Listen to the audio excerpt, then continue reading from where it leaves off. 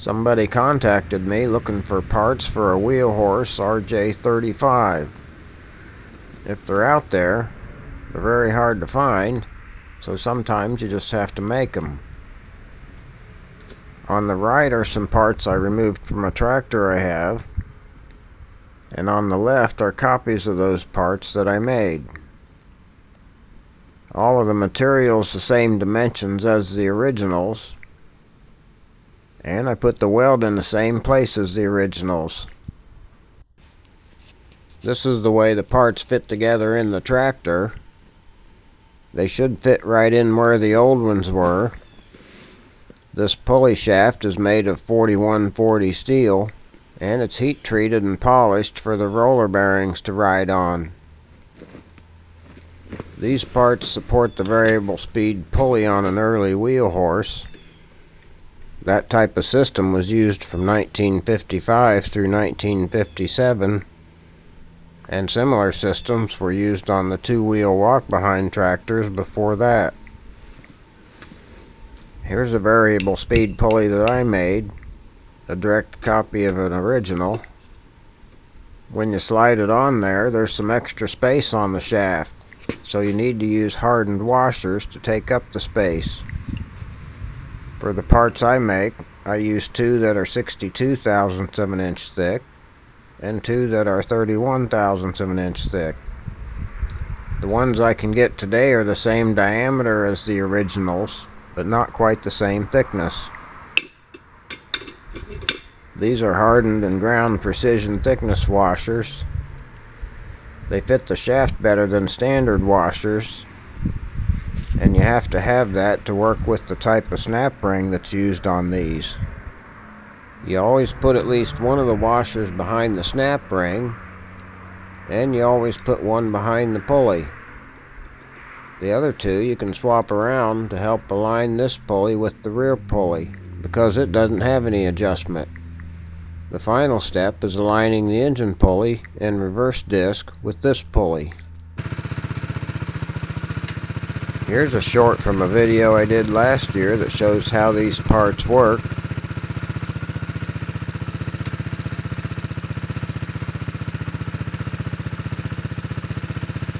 If you're interested in that, find my video called 1957 Wheel Horse RJ35 and New Variable Speed Pulley. I'll put a link in the description.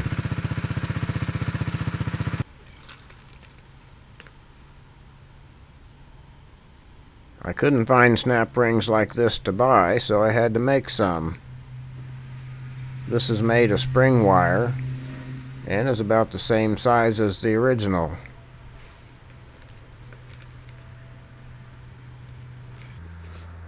This customer requested one of these parts too, so here's the one I made.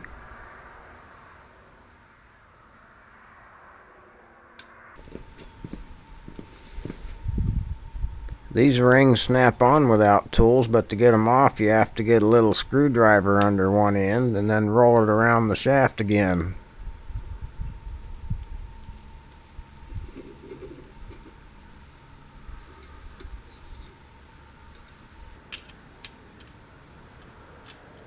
This clevis goes in this hole for the linkage to connect. The holes in this triangle part are reamed to fit the shaft nicely, so there's not much clearance there. But you can see once they're together they slide easily, so the alignment's pretty nice.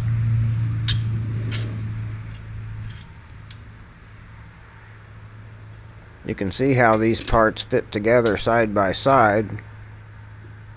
Everything's nice and square.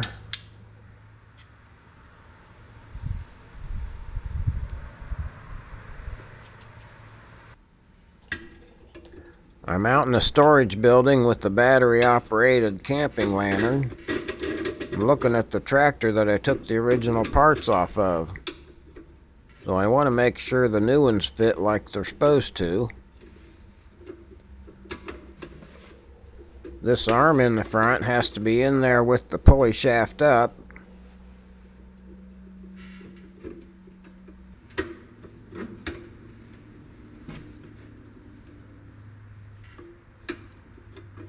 You can see once the stuff's together, it slides nicely with no binding.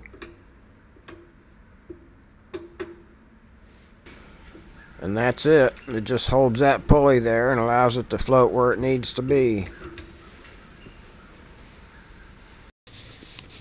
The customer didn't ask for a slotted hex nut, but when I went to get one, I found out they don't make them like they used to. The cotter pin hole in the stud is in the same place as the original. So to make this work, I found this washer I had. I think it's a slot washer, thicker and smaller diameter than a normal washer. That would line up with the hole nicely. And the washer's small enough to fit next to the weld, so that's an option. You can see why they don't do it like that anymore.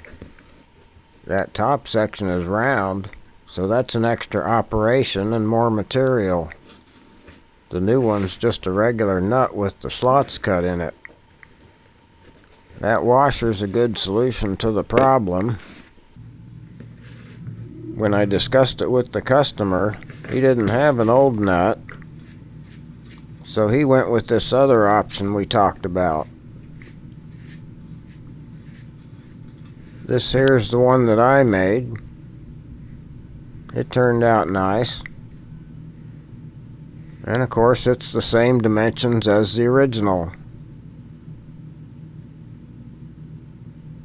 It's even got the chamfer on the bottom. And no burrs anywhere around the slotted threads with all those corners.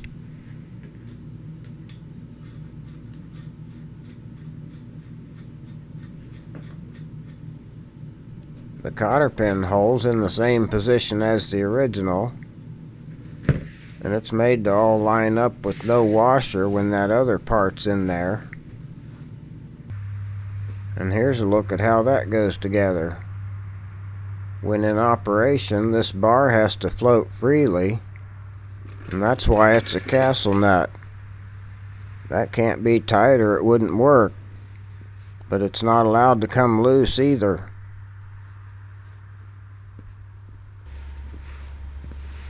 Here's the small parts kit.